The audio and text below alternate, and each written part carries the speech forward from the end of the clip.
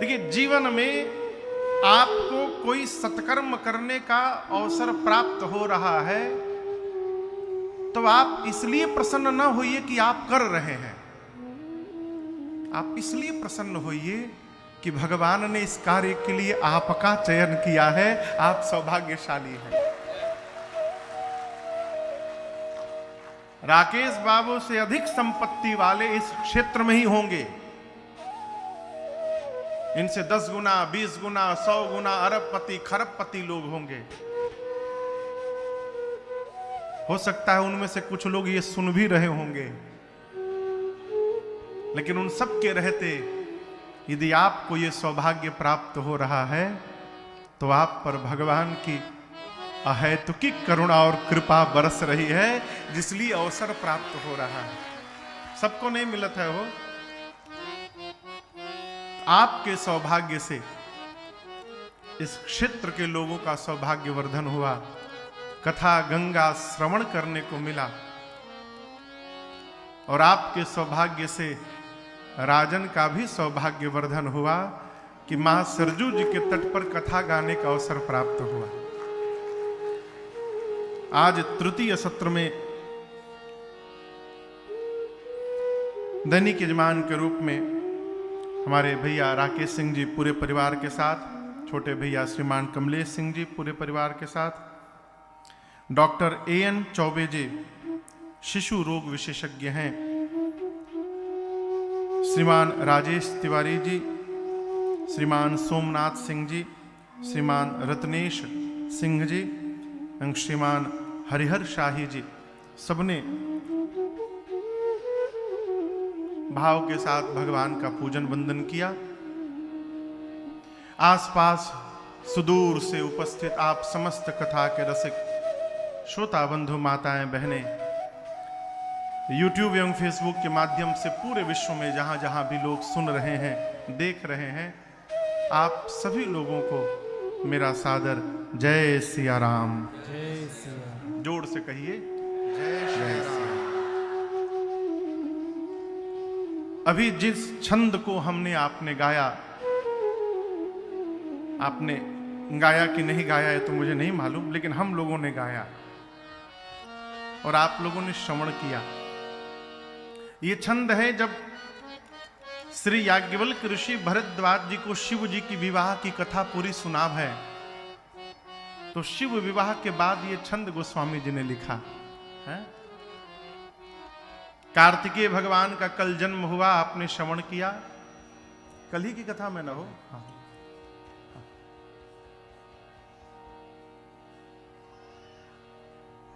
जन्म के बाद कार्तिकेय स्वामी देवताओं के सेनापति नियुक्त हुए और उन्होंने युद्ध में ताड़कासुर का अंत किया।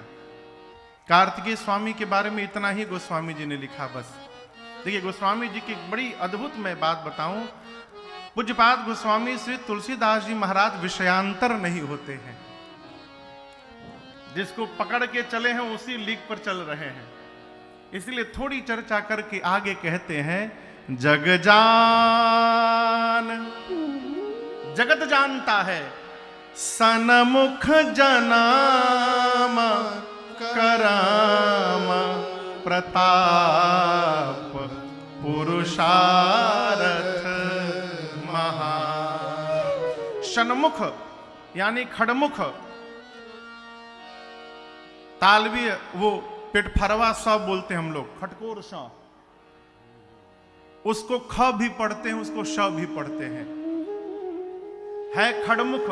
कार्तिकेय भगवान के 6 मुख हैं। कितने मुख हैं? 6 मुख हैं। यहां सन्मुख यानी कार्तिकेय भगवान, जगजान सन्मुख, कार्तिकेय जी के जन्म के, कर्म को, प्रताप को, पुरुषार्थ को, ये कितना है? महा, बहुत है। इसको पूरा जगत जानता है। इसीलिए तेहि हे तुम्हें वृष के तु सुत कर चरित संक्षेप का। वृषकेतु भगवान शिव का नाम है। केतु मतलब जानते हैं? केतु मने राकेश बाबू, केतु मने पताका। अब पूछी पताका मने? पताका मने तकेतु ना, पताका मने केतु और केतु मने पताका। पताका यानी झंडा, केतु यानी झंडा।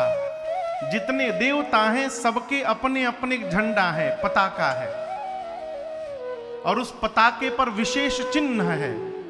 वो चिन्ह देखकर पता चलता है कि सामने कौन देवता आ रहे हैं। भगवान शंकर के झंडे पर वृषभ का चिन्ह है। वृषभ यानी नंदी महाराज, इसलिए इनका एक नाम है वृषकेतु। गोस्वामी जी कहते हैं पूरा जगत कार्तिकेय जी के जन्म कर्म प्रताप पुरुषार्थ को जानता है, इसलिए भगवान वृषभ केतु जी के पुत्र कार्तिकेय जी के चरित्र को मैंने संक्षेप में आपको सुनाया, क्योंकि पूरा जगत जानता है। अब आते हैं विवाह पर। यह उमा शंभु विवाह जे नर नारी कहीं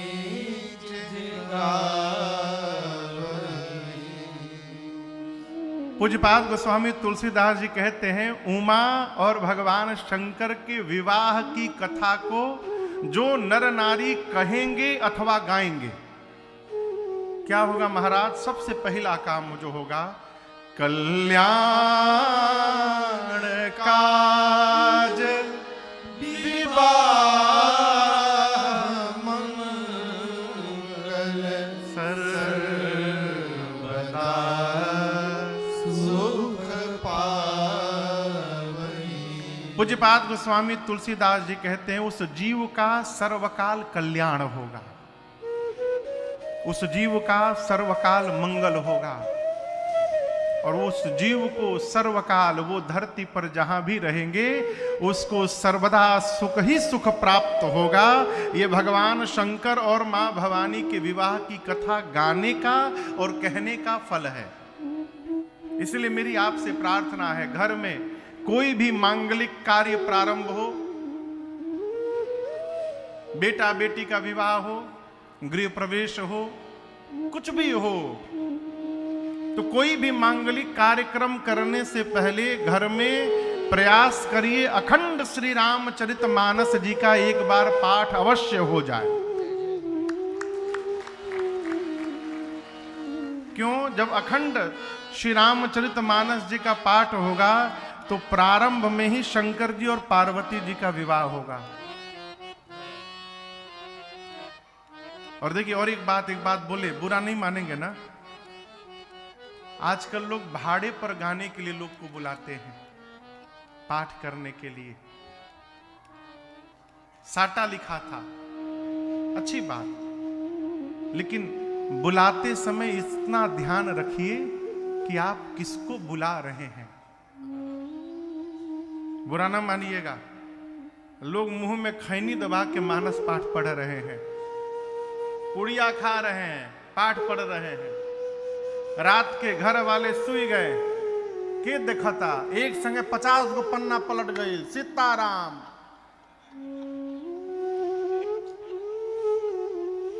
याद रखिएगा, उनका क्या बिगड़ेगा नहीं बिगड़ा ये मैं नहीं जानता हूं, परंतु पाठ के पहले जिसने हाथ में अक्षत जल लेकर संकल्प किया है उसका मंगल नहीं हो सकता है।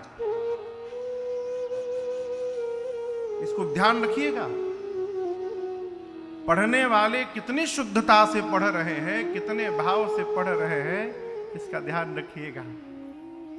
हमको याद है, हम लोग छोटे थे और गांव में जब पाठ होता था तो हम ही लोग पढ़ लेते थे, घर के बच्चे मिलके पढ़ लेते थे, बाहर से लोग नहीं आते थे। आजकल घर के लोग खाली सुनत हैं, गाने वाले का गा रहे हैं कोई लेना देना नहीं, गाने वाले फिल्मी धुन पर जमाए हैं, ढोलक मजीरा पिट रहा है, पाठ में भरत जी रो रहे हैं, गाने वाले खूब नाच रहे हैं, कोई मतलब नहीं भीतर का चल रहा है। घर वाले बैठ के आपस में खूब जकल बना हो, खूब चढ़ल बा।